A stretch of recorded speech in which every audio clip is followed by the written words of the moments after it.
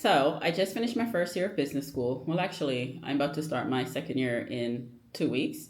And one of the most frequently asked questions I do receive is financing the degree, budgeting, and just surviving being out of the workforce for 2 years. As most of you know, I am a full time MBA candidate. And by full time, I mean full time Monday through Friday, 9 to 5, for the most part. So when I came into business school, I came in with the expectation of not working for 2 years. Now, you do an internship between your first year and second year, usually paid. So I did, look forward to that. But I just knew that first semester, I didn't have any flexibility. And I had it in the back of my mind. I toyed with the idea of at some point, maybe, second semester, second year, doing a part time, very low effort, very low lift opportunity just to, kind of stay current. um, Once I arrived on campus, I realized the first semester, absolutely not. Like, I was in classes, we were in classes Monday through Thursday, 9 to 5, like pretty much 9 to 5 or 10:50 to almost 6. No type of flexibility. That first semester, no way. We do not have Friday classes, but the academic rigor and the workload, like you need Fridays to kind of catch up on your life, work, do assignments. So I just did not have any flexibility. Second semester, much better. Got to choose most of my classes, schedule, little flexibility, but still not where I felt like I had the capacity to work part time. I did do an internship over the summer, so it was great to receive some type of income. But overall, yes, my goal was to kind of be removed from the workforce for, I wouldn't say my goal. It was a requirement for the program to more so to be removed from the workforce, except for like the summers. So that has been the most difficult part. I think when you're working, you don't realize that when you stop working, the money just goes. It just goes like water. And I think that's something, there was nowhere for me to anticipate that. There was nowhere for me to anticipate the cost of living. So as a result, I did under budget for my first year. So going into the first year, I figured, I don't even know where I got this number from, but I figured, okay, I can live off of $2,000 a month. The 30th of every month, I would transfer $2,000 from my savings into my checking account to pay any bills, credit card bills, you know, flexible spending cash, sinking funds. Now, this is extremely low. That's extremely low for New York City. I understand. But I do have a spouse, so I didn't have to worry about major big expenses because I had support, even though I do have a child. So that was that. But even with that said, there were certain months that I think I didn't kind of like anticipate or budget for, like going on trips and those things. Those do add up. Paying for those trips are very expensive, or just in general, things that life throw at you. So there's no way for you to budget some of that. It's a very social experience, so you're always going out with friends, spending money on drinks. That now I did prioritize, and to this day I still do prioritize sponsored events. Like if the school sponsor an happy hour, I'm there. If the clubs are sponsoring events, I usually prioritize those. And if it's nearby, most of events are like if I don't have to Uber, get on the train, I'm coming. I'll try my best to come to those events. But even then, it's like you don't want to not be present. So sometimes you still go to like people's birthday parties, social events and stuff. All of those little expensive add up. Recruiting, I literally went all the way up to Cambridge, Massachusetts one day to go to a company event, the company that I was interested in. So all of those expenses, like getting on the Amtrak and all of that, of course, you have to look presentable.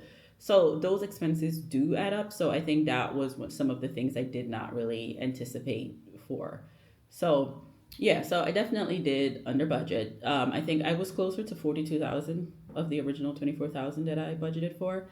So for second year, I'm definitely behind because I used up a lot of my funds during the first year. But like I said, even though I know I wanted to go to business school for 2 to 3 years in advance, and I did adjust my lifestyle accordingly, there's only so much you can do. And honestly, even speaking to my classmates, I think we're just like, listen, we're going to get by. Money's going to come. We're living off of vibes right now. This is a very brief period in our lives. We just have to grind and make sure that it's worth the investment. It's definitely a big investment. And that's one of the reasons why I am so adamant of making sure that I'm getting the ROI and the value of the investment, and I'm very present on campus, that I'm not distracted by like a short part-time opportunity. It isn't get in the way of like my ideal full-time opportunity. So those are some of the steps, but it's definitely a period of transition. I'm not going to be a student forever. So I just wanted to enjoy this experience and be able to do things. Now the first year I was a little more financially conservative in terms of traveling. I went on one trip. I did go on like the Black Ski trip. But this year I definitely want to do a big international trip that's coming up. I'm gonna do a smaller trip with some of my classmates. So yeah, definitely gonna go over budget, but it is what it is. So I know folks ask all the time about budgeting and financing. I really wish I had, a playbook on it. Obviously, my situation is unique, but it is expensive. It is expensive. Money goes like water. It costs $1,000 an hour. My friend says this.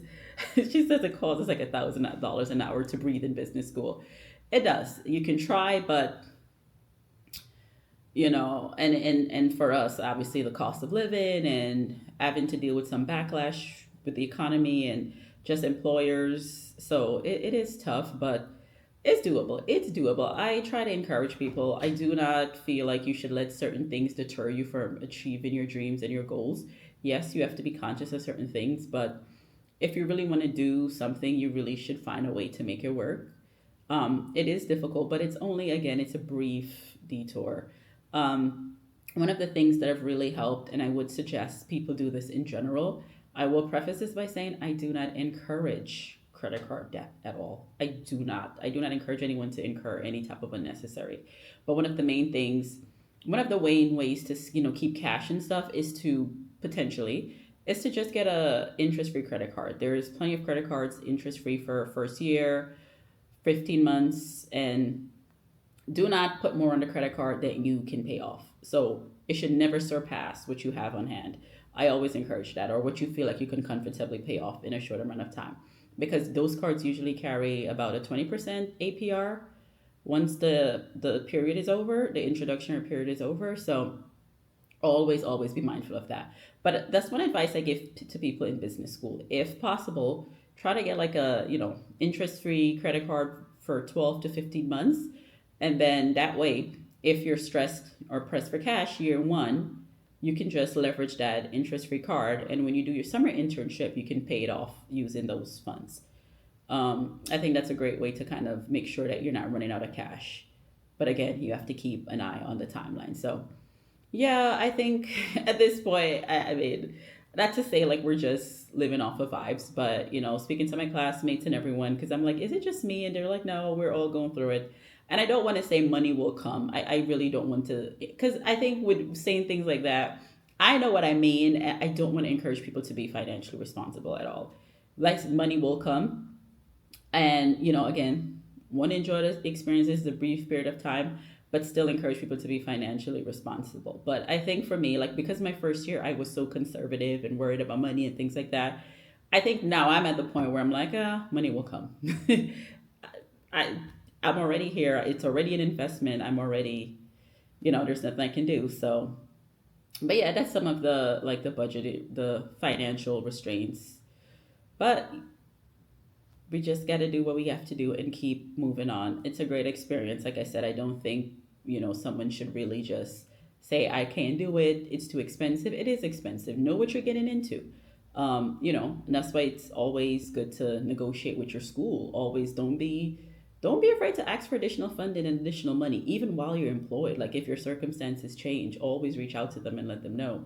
You never know. They might be able to find additional funding. Always look at ways to kind of save money or to, get additional funding. That's some advice I would give, in addition to obviously like a interest-free credit card. Especially now, I know a lot of people are having to, liquidate assets, go into their 401ks. If you can get one of those cards to hold you over, that would be the way to go. But that's all for today. I feel like I'm getting a little rambly. So thank you for watching. Take care, and I'll catch you in the next one.